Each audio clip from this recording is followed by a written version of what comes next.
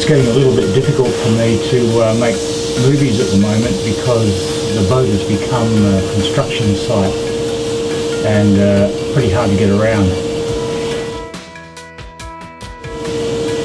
This to me is wooden boat Bilge Heaven.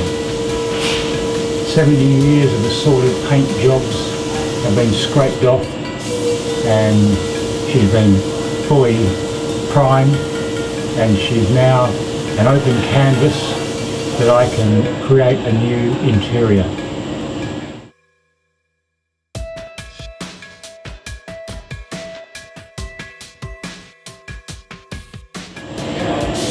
The outside of the Seven Seas is going to be purely classic in showboat condition, but for very good reason we are going to create a new interior for her 21st century interior.